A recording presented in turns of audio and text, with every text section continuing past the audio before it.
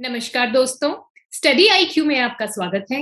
मेरा नाम है कमलेंद्र शेखावत और ये हमारा वीडियो है on political science in international relations. हम हमारे आज के वीडियो में जो अभी स्टूडेंट्स ने मेंस का पेपर लिखा है ऑन 16 जनवरी, पॉलिटिकल साइंस जिन स्टूडेंट्स का ऑप्शनल था, हम उन स्टूडेंट्स के लिए ये पेपर को एनालाइज करेंगे। And this is also for the students जो अपना पॉलिटिकल साइंस ऑप्शनल रखेंगे और अपना नेक्स्ट ईयर मेंस लिखेंगे। सो ये वीडियो है हमारा political science and international relations. यहाँ हम डिस्कस करेंगे पेपर 1। आपको पता है कि PSIR में political science and international relations में दो पेपर हैं, पेपर 1 एंड पेपर 2। यहाँ पर हम पेपर 1 डिस्कस करेंगे और इसके बाद जो वीडियो होगा हम उसमें पेपर 2 डिस्कस करेंगे। इस वीडियो की पीपीटी आपको मेरे टेलीग्राम चैनल पे मिल जाएगी और आप मुझे अपनी क्वेरीज के लिए मेरे इंस्टाग्राम पे भी फॉलो कर सकते हैं। So let's get started. Again, getting into the video. Before getting into the video, मैं आपको बताना चाहूंगी कि यूपीएससी ऑप्शनल का political science and international relations का स्मार्ट कोर्स हमारी स्टडी आईक्यू की एप्लीकेशन के ऊपर अवेलेबल है। आप ये कोर्स अवेल कर सकते हैं। आप हमारी एप्लीकेशन को डाउनलोड करके या हमारी वेबसाइट को विजिट करके ये कोर्स को अवेल कर सकते हैं। गाइज, आप जब इस साल क्वेश्चंस देखेंगे और आप ये देखेंगे कि जो भी कोर्स मटेरियल अवेलेबल है, आपको मिलेगा कि बहुत सारा जो इनफैक्ट 90 to 95% जो मटेरियल है वो आपको पूरा का पूरा वहां पर मिल जाएगा। Right, so now let's get into the video guys. This is the paper, this is paper 1। ठीक है, यहाँ पर हम पेपर 1 को पहले एनालाइज करेंगे एंड देन हम पेपर 2 को एनालाइज करेंगे। पेपर 1 में आपको पता है कि दो सेक्शन है, section A and section B. Right, so हम एक एक क्वेश्चन को एनालाइज करेंगे। हम देखेंगे कि क्वेश्चन सिलेबस के कौन से पार्ट से पूछा गया है, आपसे एग्जैक्टली क्या डिमांड किया गया है उस क्वेश्चन में। And also I make sure कि मैं एक हिंट बेस्ड जो हमारा सीरीज चल रहा है, एक हिंट बेस्ड की उस पर्टिकुलर आंसर का कंटेंट क्या होगा, मैं वैसा भी वीडियो आप लोगों के लिए बनाऊं। सो यहाँ पर हम पूरे पेपर को एनालाइज करते हैं। हम देखते हैं कि लेवल किस तरीके के क्वेश्चंस के थे, कौन से टॉपिक्स के ऊपर एम्फेसाइज किया गया है, किस तरीके से पूरा पेपर बनाया है, पूरा डिजाइन किया है।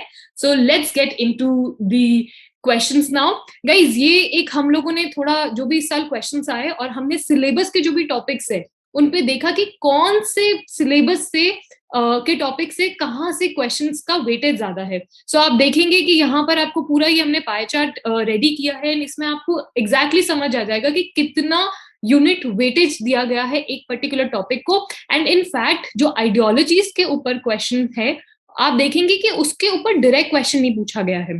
राइट, आइडियोलॉजीज का क्वेश्चन कैसे पूछा गया है, उसको थिंकर के साथ कनेक्ट करके, मतलब दो डिफरेंट टॉपिक्स को मर्ज करके। तो यहाँ पर एक इंपॉर्टेंट चीज मैं आपको बताना चाहूंगी, इस साल के पेपर में आपको स्टैटिक पार्ट तो अच्छे से करना ही था, as an static part is the soul in essence of entire political science and international relations. लेकिन स्टैटिक पार्ट के साथ आपको ध्यान रखना था करंट अफेयर्स में। ऑब्वियसली दिस करंट अफेयर्स जो है ये आपको पेपर 2 में ज्यादा आएगा, उस वक्त मैं ज्यादा अच्छे से डिटेल में इसके बारे में बात करूंगी। अगर मैं स्टैटिक पोर्शन की बात करूं तो सिर्फ एक टॉपिक को समझ लिया, पढ़ लिया, लर्न कर लिया, रट्टा मार लिया उसका, वो सफिशिएंट नहीं है। इस बार आपको स्टैटिक पोर्शन को समझना अच्छे से, जिसे हम बोलते हैं कंसेप्चुअल क्लैरिटी। तो ये पेपर था पूरा कंसेप्चुअल क्लैरिटी के लिए कि आपको कॉन्सेप्ट अच्छे से क्लियर होना चाहिए। दूसरा था analytical approach and interlinkage approach. What is interlinkage approach? कि भाई आपको देखना था कि क्वेश्चंस इस तरीके से पूछे हैं कि दो डिफरेंट टॉपिक्स को मर्ज करके आप देखेंगे कि राइट्स नहीं जस्टिस, ठीक है, जो कि जॉन रॉल्स का है, एंड लिबरलिज्म जो एक आइडियोलॉजी है, इन दोनों को मर्ज करके ये दो डिफरेंट, आप देखेंगे है पेपर 1 सेक्शन ए का ही टॉपिक, दोनों उसी के पार्ट है, लेकिन ये दो डिफरेंट टॉपिक्स है। हम इन्हें सेग्रीगेट करके पढ़ते थे। इस बार के हमें पेपर से रियलाइज हो गया कि UPSC is increasing its level every year. अब सेग्रीगेट करके, कंपार्टमेंटलाइज करके पढ़ने का कोई सेंस ही नहीं है। आपको इंटरलिंकेज अप्रोच अपनानी पड़ेगी। You can not read a topic in isolation, you have to connect that topic with the other topics of the syllabus, right? तो ये पूरा हमने पाई चार्ट रेडी किया है कि कितना वेटेज मिला है, कितना यूनिट वेटेज मिला है आपको आइडियोलॉजीज का। जैसे यहाँ पर आप देखेंगे कि निल है, मैंने इसमें क्योंकि मैंने जस्टिस वाले में वो चीज डाल दी थी, बट आई वुडंट से कि it is nil, right? Ideologies को उन्होंने घुमा फिरा के पूछ लिया है, राइट? तो आप देखेंगे किस तरीके से एम्फेसाइज किया गया है सिलेबस के सभी टॉपिक्स के ऊपर मार्क्स डिस्ट्रीब्यूशन में। I hope guys this is clear. Now let's get into the video now. So guys, जो first question है ये आपका है feminist critique of the state. Guys देखिए, जो मैं आपको बिल्कुल पैटर्न बता देती हूँ, एक बार रुकिए, या ठीक है, ये पूरे इंस्ट्रक्शन है। आप देखेंगे कि 1 एंड क्वेश्चन 5, जो ये क्वेश्चन 5 है ये आपको कंपल्सरी होंगे, ठीक है? ये आपको मिलेगा, जैसे ये सेक्शन ए है एंड सेक्शन बी होगा। तो आप देखेंगे कि सेक्शन ए में क्वेश्चन 1 पूछा गया है एंड सेक्शन बी में क्वेश्चन 5 पूछा है, यानी ये जो फर्स्ट क्वेश्चंस हैं, जो 10-10 मार्क्स के ईच क्वेश्चन होंगे, ये आपके कंपल्सरी क्वेश्चन है। उसके बाद question second, third and fourth आपको मिलेंगे सेक्शन ए में, then fifth, sixth, seventh, eight, यानी टेक्निकली 8 क्वेश्चन है और 8 में भी आप मतलब ये मान लें कि जो एक एक क्वेश्चन है उसमें आपको आगे क्वेश्चन सब डिवाइडेड मिलेंगे, राइट? आई होप आप समझ गए हैं। तो जो क्वेश्चन 1 है एंड क्वेश्चन 5 है, जो आपको मिलेगा कहाँ? सेक्शन बी में, ये कंपल्सरी क्वेश्चन है, राइट? एंड इसके बाद हर एक जो ये क्वेश्चन है दैट इज क्वेश्चन 2 है, तो इसमें 3 पार्ट्स है, इनमें से आपको एक क्वेश्चन करना होगा, राइट? अब यहाँ पर इंपॉर्टेंट क्या चीज आ रही है कि यहाँ पर ये एक 20 मार्क्स का क्वेश्चन है एंड बचे हुए 2 है, करना आपको इनमें से एक ही क्वेश्चन है, राइट? तो इन चीजों का आपको बहुत ध्यान रखना है, राइट? इस तरीके से काम करना है कि आप कोशिश करें कि आपको जो अच्छे से क्वेश्चन आता है ना, ऑब्वियसली जो मार्क्स आपको ज्यादा फेच कर सकता है, right? It's all about competition. इस बार आप अगर पेपर को एनालाइज करेंगे, एवरीथिंग, मतलब when I saw the paper for the first time I felt like कि ये तो पेपर मतलब आराम से हो जाएगा, इसमें दिक्कत नहीं आएगी। दिक्कत कहाँ आएगी? इस पेपर में, कंपटीशन में, क्योंकि सबको आता होगा, जिन्होंने अच्छे से पढ़ाई की है, जिनको कंसेप्चुअल क्लैरिटी है, जिनको एनालिटिकल अप्रोच आती है। अब आ रहा है पूरा खेल है कि आंसर किस तरीके से लिखे हैं। आई होप गाइज बहुत ज्यादा बता दिया। Now let's get into the questions now. पहला क्वेश्चन है feminist critic of the state. Simple, ठीक है, बिल्कुल डायरेक्ट क्वेश्चन है, इजी क्वेश्चन बोलूंगी इसको, क्योंकि बिल्कुल सीधा पूछा गया है कि feminist critic of the states क्या है। हम इन आई मेक श्योर कि मैं इन क्वेश्चंस के ऊपर पर्टिकुलर वीडियो बनाऊं एंड जिसमें आपको पूरा एग्जैक्टली बताऊं कि हिंट मतलब क्वेश्चन का कंटेंट क्या होगा। सो कन्वेंशनल एज इन कुछ घुमा फिरा के नहीं पूछा, it is very direct, very straight forward.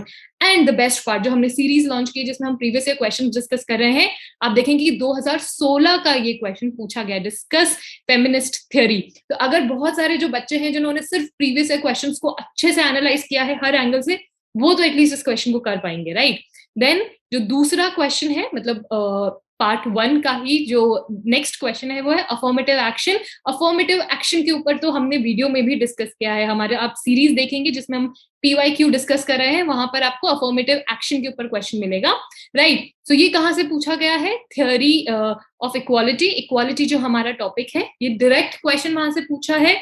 And इस क्वेश्चन के लिए तो मुझे आई गेस बनाने की भी जरूरत नहीं है वीडियो, क्योंकि ये आपको हमारे PYQ की सीरीज में आराम से मिल जाएगा, राइट? सो इधर आपको 2016 का भी ये क्वेश्चन है एंड देन 2012 में भी ये क्वेश्चन है।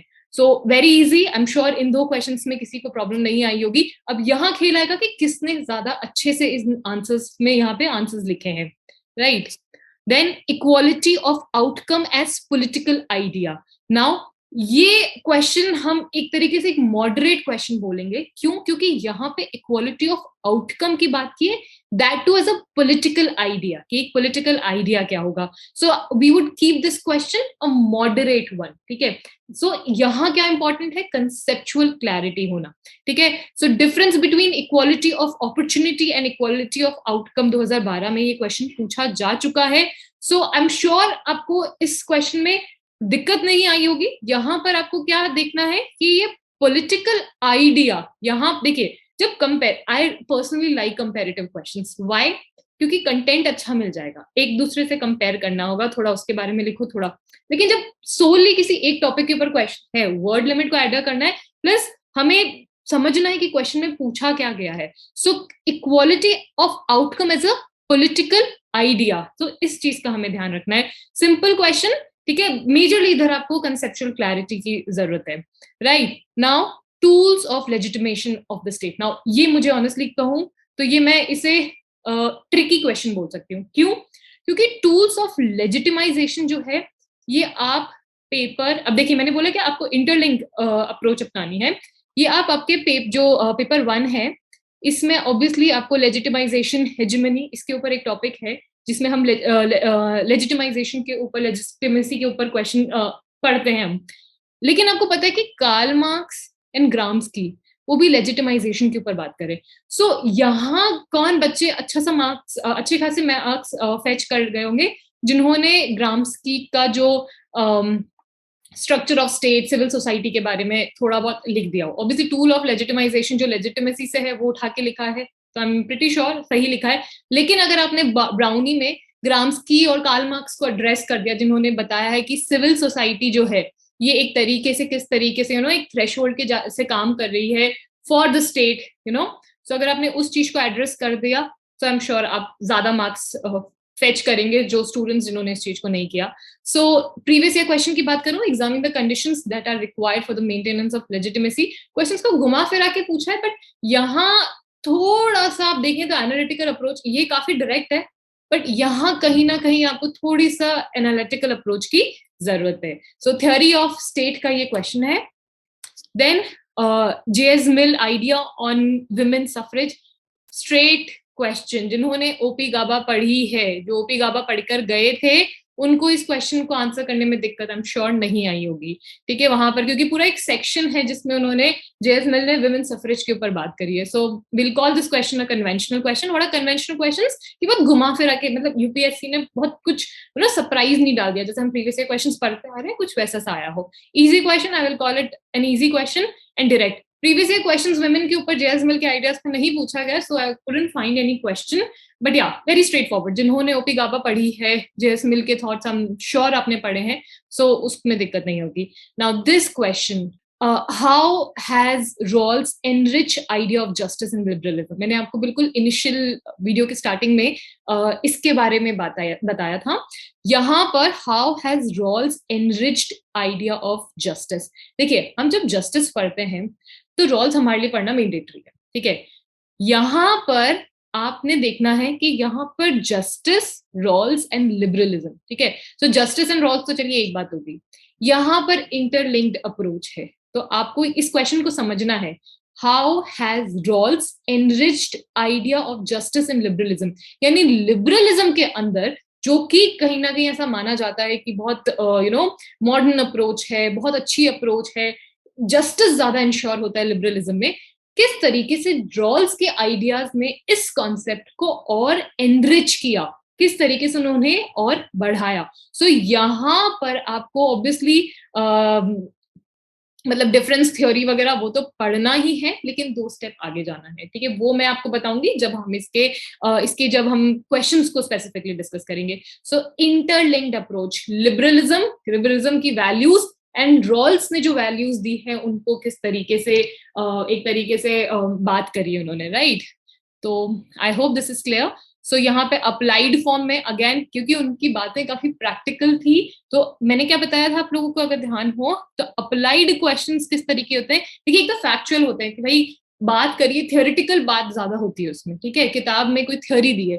अप्लाइड जिन्हें आपको अप्लाई करके, आगे मैं आपको क्वेश्चन बताऊंगी और आएंगे कि उनके एप्लीकेशन जब होगी, क्या वो थ्योरी सही है या नहीं है। सो इस तरीके से आपको इसको आंसर करना है। I'm going to call this question a difficult one because जिन स्टूडेंट्स की कंसेप्चुअल क्लैरिटी अच्छे से क्लियर नहीं थी, जिन्होंने रॉल्स को बहुत डिटेल में नहीं पढ़ा, जिन्होंने आई वुड से कि रॉल्स को सिर्फ ओपी गाबा तक सीमित कर दिया, उनके लिए थोड़ा डिफिकल्ट रहा होगा इस क्वेश्चन को आंसर करना, right. So what is the concept of justice in the modern political theory? How is it related to the liberty and equality? ये previous year questions है। So I'm sure जिन्होंने PYQ solve की उनको इस question को problem नहीं हुई होगी solve करने में।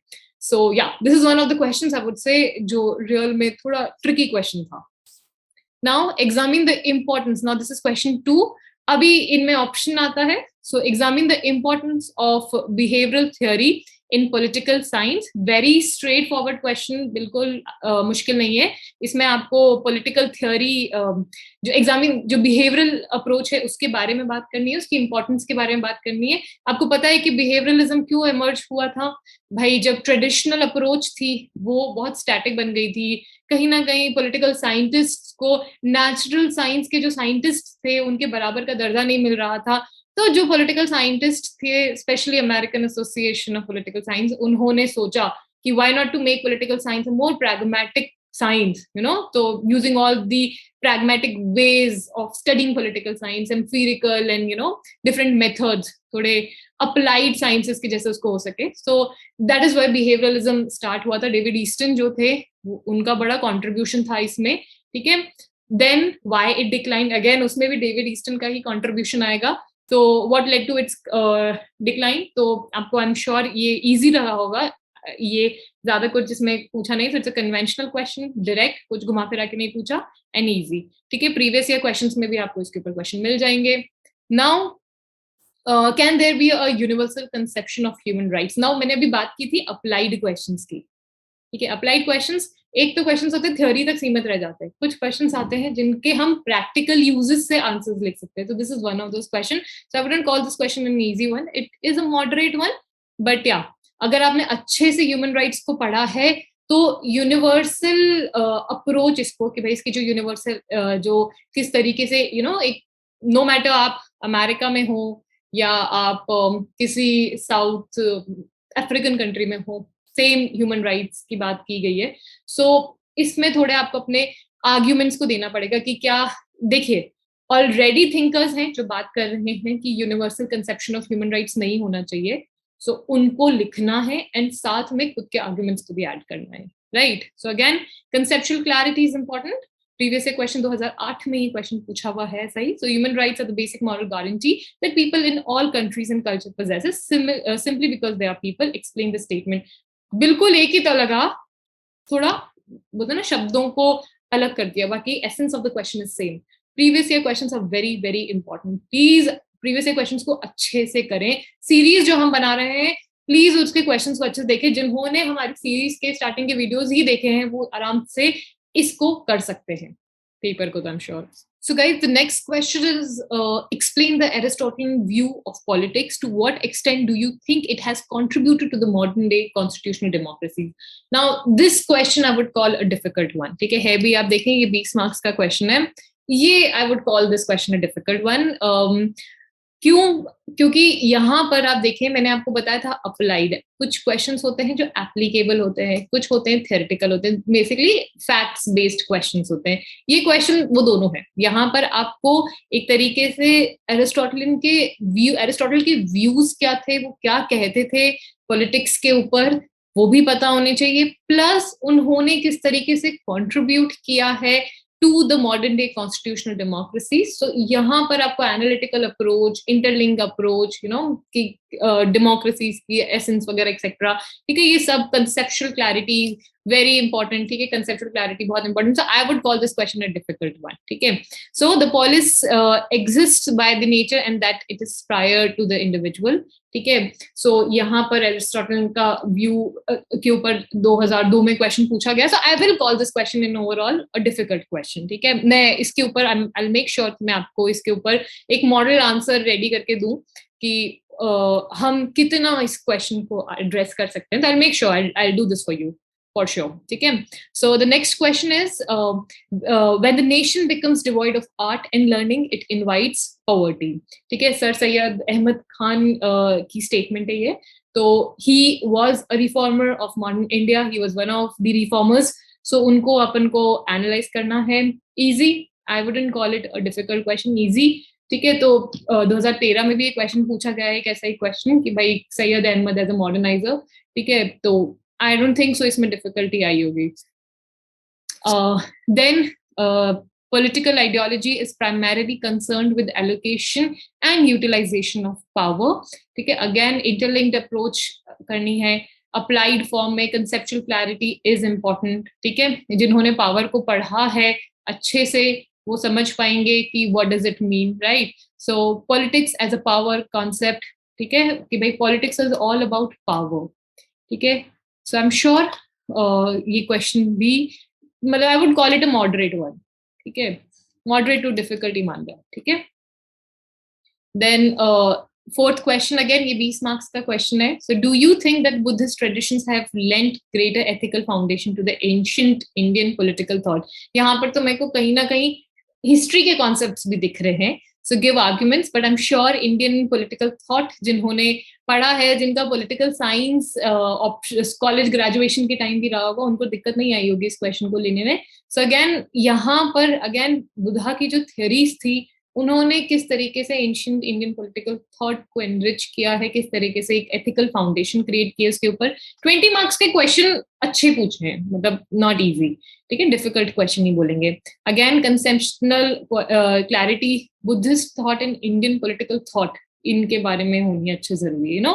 सो Buddhist thoughts are very ideological and politics is very pragmatic. तो ये इंटरलिंक जो है आपको ये यहाँ पे क्रिएट करना है. So evaluate the contribution of Buddhist tradition to the Indian political thought. ठीक है, ये 2014 का तो बोले जिन्होंने PYQs किए हुए प्रीवियस ईयर क्वेश्चंस किए, उनके लिए कोई भी प्रॉब्लम नहीं आई होगी इस पेपर को सॉल्व करने में.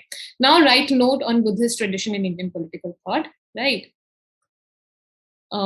Then fourth question, Marx's conception of alienation is essential part of reality in capitalism. Again, देखिए मार्क्स का concept of alienation in capitalism को कनेक्ट किया है. तो again not easy question, we call it a difficult one. Conceptual clarity की जरूरत है इसमें. सो एक्सप्लेन एलिनेशन के ऊपर क्वेश्चंस पूछे हुए हैं प्रीवियस ईयर जो मार्क्स का कॉन्सेप्ट था. सो आई एम श्योर अगर आपने इस कॉन्सेप्ट को अवॉइड नहीं किया हुआ तो आप आराम से ये क्वेश्चन कर सकते हैं. Then free and fair deliberation is the foundation of democracy. Very easy, very straightforward question. ठीक है. सो this was your paper 1 part A. Now we'll move ahead to part B. ठीक है, part B is all about Indian politics. ठीक है, so आपको ये पता ही है कि यहाँ पे आपको इंडियन पॉलिटी पढ़ते हैं. ये पूरा मार्क्स डिस्ट्रीब्यूशन है कि कहाँ से कितने मार्क्स के क्वेश्चन आए हैं. राइट, 90% ऑफ क्वेश्चन आपको मिलेंगे यहाँ पर. ठीक है, इसमें से salient features of Indian constitution में. ठीक है, जिसमें आपका सब कुछ आ जाएगा, फंडामेंटल राइट्स आ जाएगा. ठीक है, DPSP आ जाएगा, ये सब इसमें आ जाएगा. ठीक है, अच्छा खासा, कुछ भी नहीं छोड़ा है, सभी जगह से आपको मार्क्स. बट देखिए मैक्सिमम जो है ये इस वाली जगह से आए हैं, इस सिलेबस के इस पार्ट से आए हैं. आई एम श्योर ये पेपर भी इजी लगा होगा, कर सकते होंगे. अगेन जो हमारे ग्राउंड रूल्स हैं, स्टैटिक पार्ट अच्छे से करना है, एनालिटिकल अप्रोच देखनी है, कितने एप्लीकेबल है ना. Just place yourself in that particular situation and how would you react. ठीक है, ये चीजें जरूरी है. तो इस तरीके में you will be a bureaucrat, तो आप किस तरीके से वहां को उसको करेंगे जहां पे आर्ग्यूमेंट्स पूछे हैं. तो static part, analytical approach, conceptual clarity की, कॉन्सेप्ट की अच्छे से समझ. डायरेक्ट सवाल अब यूपीएससी पूछना बहुत कम कर दिया, मतलब बहुत कम. So conceptual clarity and interlinkage approach पूरा हेल्प करेगी. नाउ so पहला, Constitution of India is the product of historical process rich with constitutional antecedents. ठीक है, स्ट्रेट फॉरवर्ड क्वेश्चन. ठीक है, कंसेप्चुअल क्लैरिटी की जरूरत है कि भाई जो भी हिस्टोरिकल प्रोसेसेस हुई है इंडियन कॉन्स्टिट्यूशन को बनाने में, इसको हाईलाइट करना है. So discuss the extent to which the Indian constitution reflect successful reconciliation of alternative perspectives. ठीक है. Now constitutional makers faced a great task. देखिए ध्यान रखें, हमने सिलेबस के बिल्कुल इस वीडियो के बिल्कुल स्टार्टिंग में बात की थी कि ये कंपल्सरी क्वेश्चन है, 10 मार्क का क्वेश्चन नहीं है. ठीक है. Now constitutional makers faced a great task of forging common national identity in the face of unparalleled social and cultural diversity in India. Comment. ठीक है, making of the Indian constitution से उठाया है. Again moderate, will call this a moderate question. ठीक है. Now mention founding principles that define Indian Constitution. मैंने बोला ना 90% पेपर जो मार्क्स है, नॉट 90%, 90 यूनिट्स. ठीक है, आपको इधर से मिलेगा, मतलब बहुत सबसे मोटा पार्ट इसी टॉपिक से है. ठीक है. Conventional, easy, direct. Mention founding principles के बारे में हाईलाइट करना है. ये तो जिनके पास नहीं होगा ऑप्शनल PSIR वो भी कर सकते हैं आराम से इसको. Critically examine the impact of national movements on the making of the constitution. Okay. Now, analyze the Marxist perspective. Very straightforward question. Different perspectives जो हमने पढ़े हैं, गांधीन perspective, मार्क्सिस्ट पर्सपेक्टिव उसमें है. Direct question, easy one. Now underline the significance of the first constitutional amendment. देखिए, आप अगर आपने हमारा ऑप्शनल का कोर्स ले रखा है, आप देखेंगे उसमें हमने प्रॉपर एक सीरीज बनाई है, उसमें प्रॉपर वीडियो है डिफरेंट अमेंडमेंट्स के कारण और उनके इम्प्लीकेशन के ऊपर, ठीक है, उनकी सिग्निफिकेंस, उनके इम्प्लीकेशन के ऊपर हमने पूरी सीरीज बनाई है, जिसमें हमने ऑलमोस्ट सभी जो इंपॉर्टेंट अमेंडमेंट्स हमने कवर किया है. तो अगर आपने उस वीडियो को देखा हुआ है, उसकी पीपीटी आपके पास है, मतलब पूरे नोट्स हैं, तो आई एम श्योर उस क्वेश्चन में आपको दिक्कत नहीं हुई होगी. सो कन्वेंशनल क्वेश्चन अप्लाइड फॉर्म में एंड मॉडरेट. Why applied? क्योंकि ऑब्वियसली बहुत प्रैक्टिकल है, यहाँ पे थ्योरेटिकल कम है. कि न्यू क्वेश्चन है, नॉट एक्सपेक्टेड ऑब्वियसली. सो कि भाई फर्स्ट अमेंडमेंट के ऊपर इस तरीके से आया है, सो क्या सिग्निफिकेंस है उसकी. नाउ अगेन ये भी देखिए आप, सेलिएंट फीचर्स में से है ये क्वेश्चन भी. Now constitutionally reconciling fundamental rights with DPSP has led to frequent amendments and judicial interventions. Comment. Now this is, I wouldn't call it an easy question. आप इसको moderate करें, ठीक है, ये easy नहीं है, क्योंकि यहाँ क्वेश्चन को समझे क्या है. यहाँ पूछा है कि fundamental rights and directive principle of state policy को रिकाउंसिल करने के चक्कर में बहुत सारे अमेंडमेंट एंड जुडिशियल इंटरवेंशन हुआ है. 42nd अमेंडमेंट, 44th अमेंडमेंट, ठीक है, ये सब इधर इसी की देन है, इसी you know DPSP and fundamental rights को. आई गेस इजी मैंने यहाँ इसलिए लिखा क्योंकि ये कॉन्सेप्ट हम बहुत पढ़ते हैं, ये मतलब अनटच्ड नहीं है, बहुत ज्यादा पढ़ते हैं हम इसको. And not just political science वाले, दूसरे जो पॉलिटी के लिए तैयारी कर रहे हैं, जिनका ऑप्शनल नहीं है, वो भी इस कॉन्सेप्ट को पढ़ते हैं कि केशवानंद भारती केस जो हुआ था, ये सब पढ़ते हैं हम, कि Golaknath case etcetera. So I don't think so इसमें कोई दिक्कत आई होगी. But again conceptual clarity is very important, क्योंकि adhere to the word limits का ध्यान रखना है. बट ये 20 मार्क्स का क्वेश्चन है. Now, do you agree with the view that the fundamental rights and directive principle 2005 में पूछा है, 2014 में पूछा है. Now, the role of president becomes more significant during a minority government and a coalition government. Explain. ठीक है, very straightforward, ये तो स्कूल में भी पढ़ा रहे थे, तो I'm not, I don't think so इसमें दिक्कत हुई होगी. ठीक है, so we'll call it a moderate one, क्योंकि conceptual clarity की कमी है तो दिक्कत आई होगी, otherwise नहीं आएगी. बहुत analyze करना अच्छे से, sort of, right? So I will call it a moderate one, मतलब not very difficult. Marks वही लेके जाएगा जिसने अच्छे से लिखा होगा.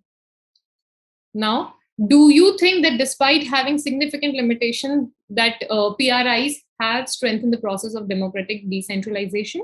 Give your views. ठीक है, तो grassroots democracy पंचायती राज इंस्टीट्यूशन के ऊपर क्वेश्चन है, ये तो आना ही आना है. पंचायती राज कुछ ऐसी जगह हैं जहाँ के क्वेश्चन आएंगे ही आएंगे. ठीक है, so again conventional applied analytical approach लेनी कि भाई किस तरीके से पंचायती राज इंस्टीट्यूशन ने हेल्प किया है डेमोक्रेटिक डिसेंट्रलाइजेशन पे.